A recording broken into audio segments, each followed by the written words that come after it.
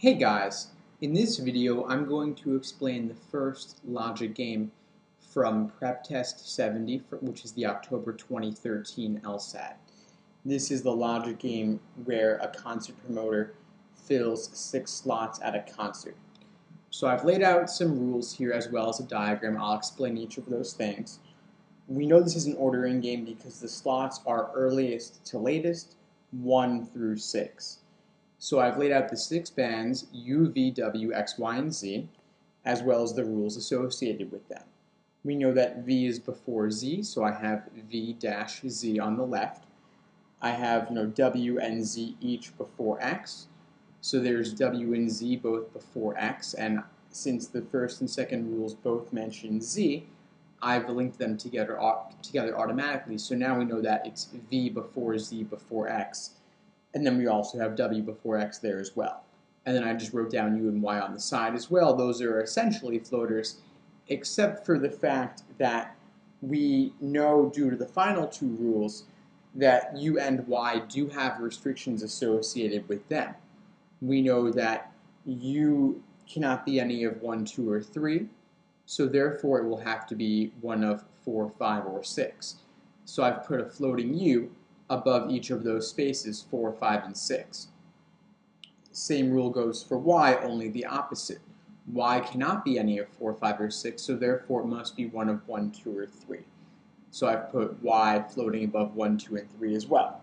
And so those are our initial rules for this game, starting off, and we can jump right into question number 1. So question number 1 is a general cannot be true question regarding space number 5. Now we have to think what cannot go 5th, which means what cannot go too late. Well, let's think about what variable has to have a lot of things after it.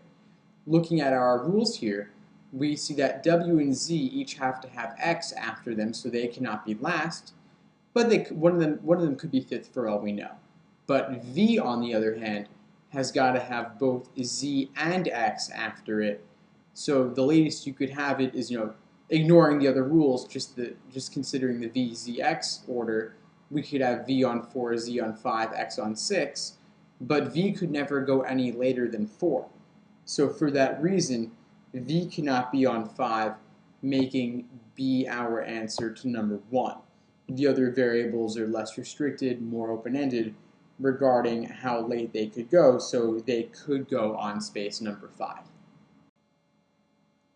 Next, number 2, if Z were before Y, what's the earliest that W could go?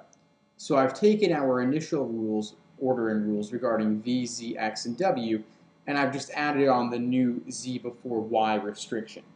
So they're asking us what's the earliest W could go? Well, we know that Y has to be in one of the first 3 spaces. So if we got to have V and Z before it, what's going to end up happening is that we'll have V on 1, Z on 2, Y on 3, and then after that, we're going to have W, X, and U falling into place on 4, 5, and 6. So we could have W on 4, then X on 5, U on 6, or W on 4, U on 5, X on 6 in some combination. But W cannot be any of 1, 2, or 3, while W being on 4 would work perfectly fine. So for that reason, choice C is our answer to question number 2. Next, if V were on 3, what would have to be true? So let's say we were to take V and stick it on 3. Well, we know from our general rules that Z before X would have to occur in some combination on 4, 5, and 6, although we don't know exactly how that would play out. And we would also have the variable U going somewhere in 4, 5, or 6, because it always has to go on one of 4, 5, or 6.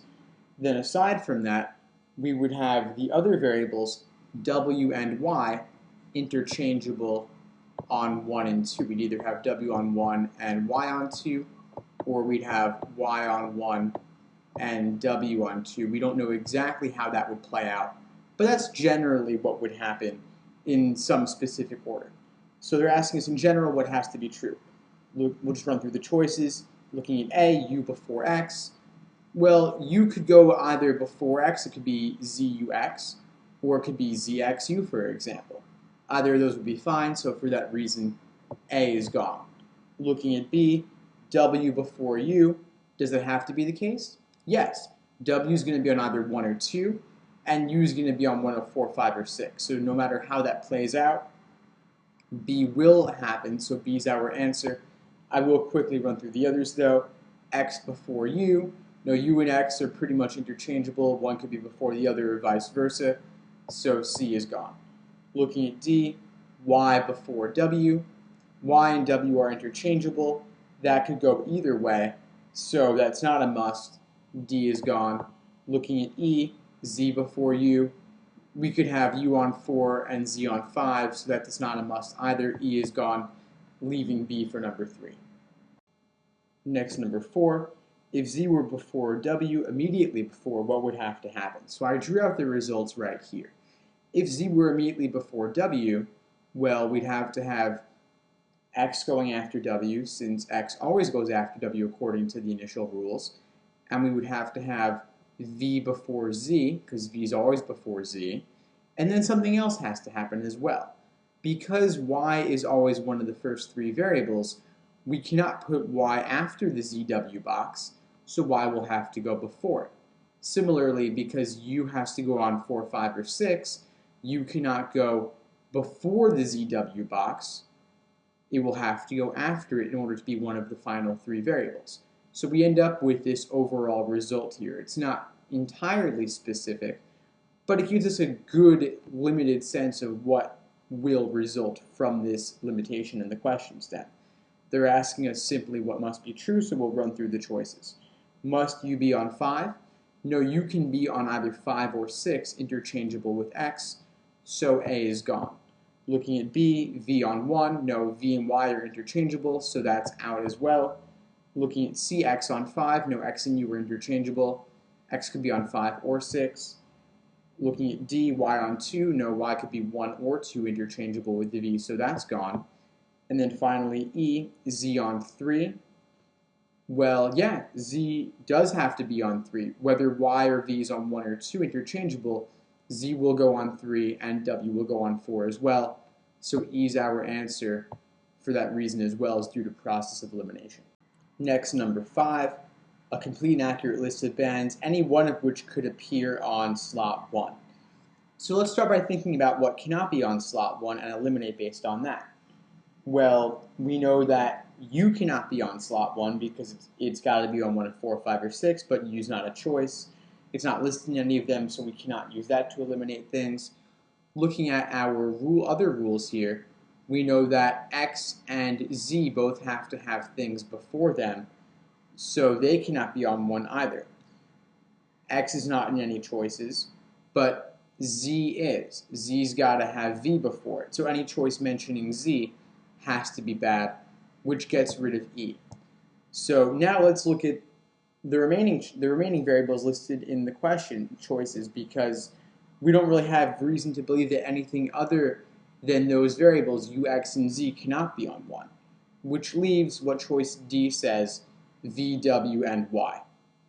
And looking at those variables, we have no particular reason to believe that any of those could not be on 1. In fact, looking at previous work, previous valid scenarios from other questions, we saw each of these variables appearing on 1. In question number 4, we saw that both V and Y could be on 1. And then in question number 3, we saw that W could be on 1 as well. So yes, all of V, Y, and W could be on 1, making D our answer for number 5. Next, number 6.